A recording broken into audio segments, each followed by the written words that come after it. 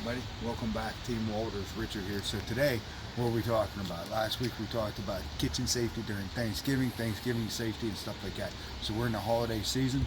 It's 3 weeks to Christmas approximately. So we're going to talk about Christmas tree safety and things that you can do over Christmas to prevent any fire or safety concerns in the home. Is one of the ideas that we had is while we're at the tree farm is these are already cut.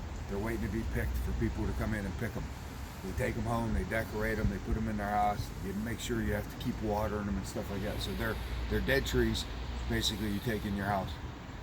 So the idea that we had that we want to share with you is about, instead of getting a tree like this, is to get a tree that you can plant in the springtime or find out. And we're going to go in there and talk with them, talk about what trees that we could get to plant. So instead of taking one of these trees, maybe take a tree that's planted in one of those pots, right? And we could take one of those and decorate those in the house. So, but we're going to talk about this. But these two trees right here are $109 a pop. So, but we're going to get into more about Christmas things. But right now we're going to go look at the potted plants and see what we can do with that. Maybe use that instead of taking a tree down. We plant a tree to help the environment, help auctionate us, if you would. So, stay tuned. We'll be right back.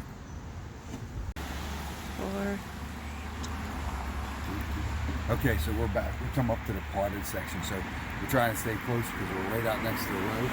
So you can see these are potted. So you can take them in, decorate them, and then when you're done, you can take them out and plant them. We just got done talking with them. One of the things they said was, this lady and they said, you can take these potted plants, you can pre-dig the hole, and then when Christmas is over, you can take it out and put it right in the hole. If the ground's too frozen, if the ground freezes, you can actually put mulch around the tree and put the bottom, what do you call that, the ball of the roots down so they don't freeze. Because you can plant them right after you're done with Christmas.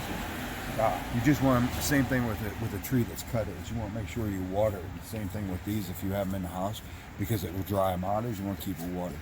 Christmas trees, you want to make sure you keep watered at all times. So, but you can take these and you can do it like that. We'll be right back with you.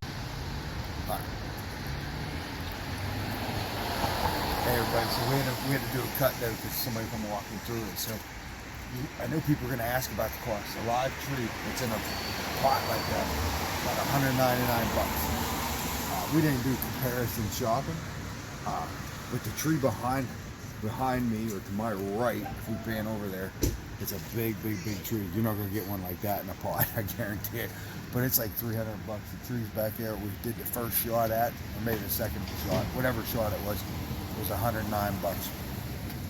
So like I said, is you can take these in, decorate them, and then when you're done with them, you can pre-dig the hole, or you can dig the hole on a warm day and put these in, just put them down below the freezing line. So that's what you want to do is with those. So we'll be right back with the Christmas tree safety.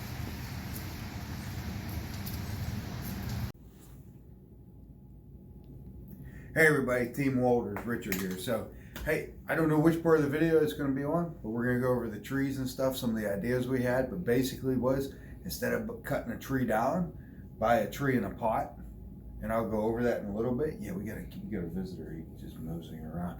So, yeah, there's Leo. What are you doing, Leo? You're on YouTube. What are you doing? Get out of there.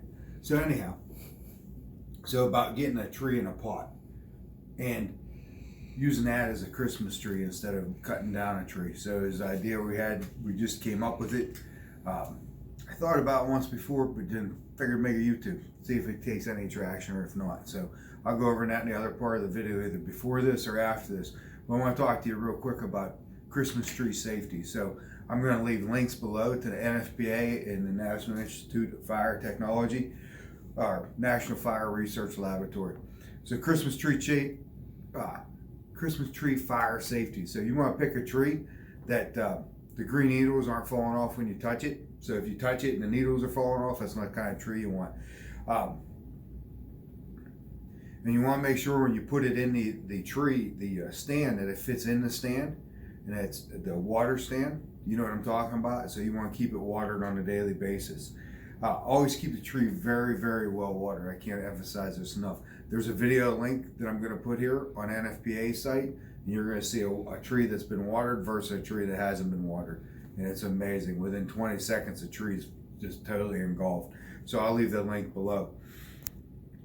Make sure the tree is at least 3 feet away from any heat source. In other words, you don't want a tree sitting right next to near the fireplace or anything like that. You definitely don't want to use any kind of candles on it or any live fire on it. Make sure the tree doesn't block an exit. I've been places where I see people put Christmas trees and they actually block their front door. You want to make sure you don't block any exits.